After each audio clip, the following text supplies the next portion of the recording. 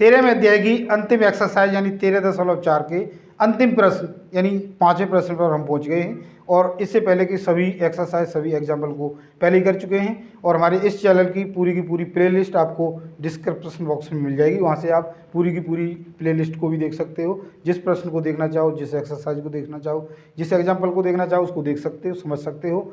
और यदि आप हमारे चैनल को आपने सब्सक्राइब नहीं किया है तो सब्सक्राइब भी कर लें, क्योंकि यहाँ पर आपको इसी प्रकार से 10वीं कक्षा की पूरी एनसीईआरटी की पुस्तक का सॉल्यूशन फ्री मिलने वाला है। और इसके बाद हम अगला भी चैप्टर शुरू करेंगे। तो आइए देखते हैं क्या है।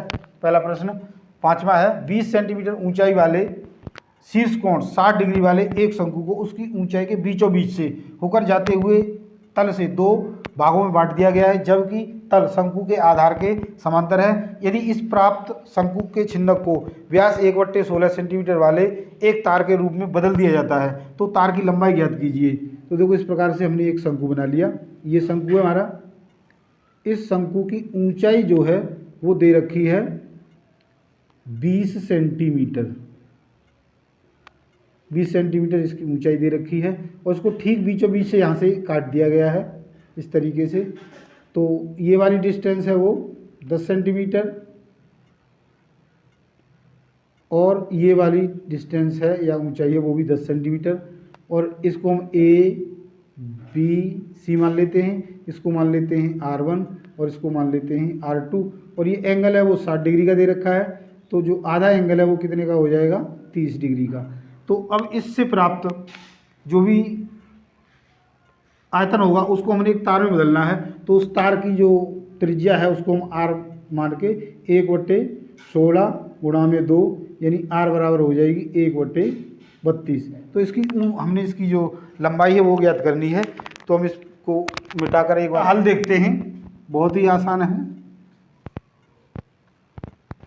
ये त्रिभुज समकोण त्रिभुज है, इसमें हमें R की वैल्यू निकालनी है। तो त्रिकोणमिति का सहारा लेकर निकाल लेंगे। त्रिभुज AOC में टेंजेंट 30 बराबर लंब बट्टे में आधार होता है।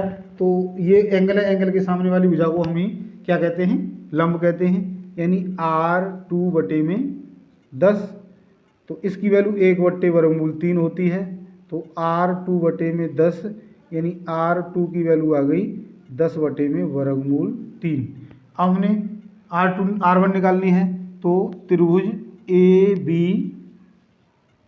में यहाँ पर पुनः टेंजेंट 30 डिग्री बराबर, तो लंब बट्टे में आधार लंब यहाँ पर हो गया R1 और पूरी लंबाई होगी 20। तो 1/√3 बराबर R1/20 यानी R1 बराबर 20/√3। अब हम शंकु छिन्नक का आयतन निकाल लेते हैं।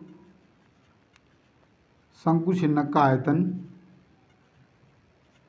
शंकु छिन्नक का आयतन फॉर्मूला कई बार लिखा है, फिर लिखा देते हैं। 1/3 पाई H R1² R2² plus R1 into R2। 1/3 पाई H की वैल्यू कितनी रहेगी यहाँ पर 10 रहेगी ये वाली, गुणा में 10। R1 की वैल्यू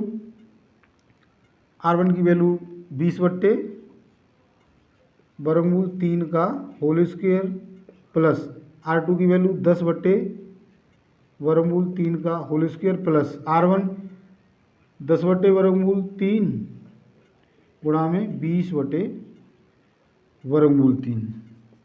तो यहाँ पर हो गया 10/3 गुणा में पाई और ये 20 का वर्ग 400/3, 10 का वर्ग 100, वर्गमूल 3 का 3 ही होता है, प्लस वर्गमूल 3 और वर्गमूल 3 का गुणा करेंगे तो 3 आ जाएगा और ये हो जाएगा 200। 10 × 200।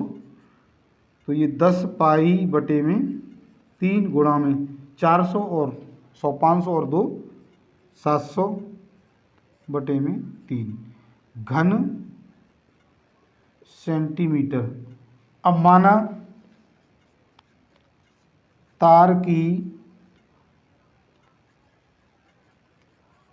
लंबाई बराबर H2, H है बड़ी H मान लेते हैं।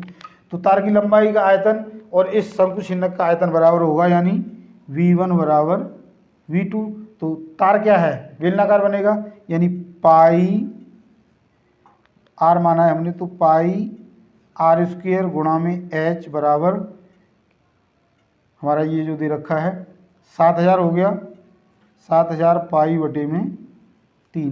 तो यहाँ पर पाई से पाई कट गया और r की वैल्यू है 1/32, वहाँ पर हमने 32 निकाली है, और गुणा में 1/32 h बराबर 7000 बटे में 3। अब यहाँ पर हम इसको हल कर लेते हैं, तो हमें क्या मिल जाएगा, h बराबर 7000 बटे में 3 गुणा में 32 इसको ही हमने सॉल्व करना है, 3 और 3, ये 3 का गुणा और रह गया, तो यहाँ पर 3 गुणा में 3 और आ जाएगा, तो 7000 बटे में 9 गुणा में 32 गुणा 32। अब इसका गुणा कर देते हैं या बरक कर लेते हैं, तो 32 दूनी 64 होते हैं, 4 हो गया, 6 कैरी हो गया, और 32 दिए 96 और 6 102, यानी 1024। अब इनका गुणा कर लेते हैं, तो 1 2 3 0 आ गए, 7 चौके 28, 2 हासिल हो गए, 7 दूनी 14 और 2 16 और 7 एकम 7 बटे में 9। अब इसको हम हल करेंगे, इसका हम इसमें भाग दे देंगे, तो भाग देंगे, ये हो गया 9 7 63। अब 71 में से 63 गए तो 8 बच गए, यानी 86 हो गए, और 9 8 72 9 8 72 9 81 9 आ जाएगा, 9 81। अब हमें बच जाएगा 5, तो 58 हो गया, 9 6 54। अब बच जाएगा 58 में से 54 गए तो 4, यानी 40 हो गया, तो 9 चौक 36, फिर 4 बच गया, फिर 9 चौकी 36, फिर 4 बच गया, 9 चौकी 36, लगभग ये इसकी लंबाई आ जाएगी, लगभग सेंटीमीटर हमारी जो लंबाई थी वो होगी। तो इस प्रकार हमने आज 13वां पूरा चैप्टर कर लिया है। कल यानी अगले वीडियो में हम आपसे किसी दूसरे चैप्टर के साथ फिर मिलते हैं। तो आज के लिए इतना ही, धन्यवाद।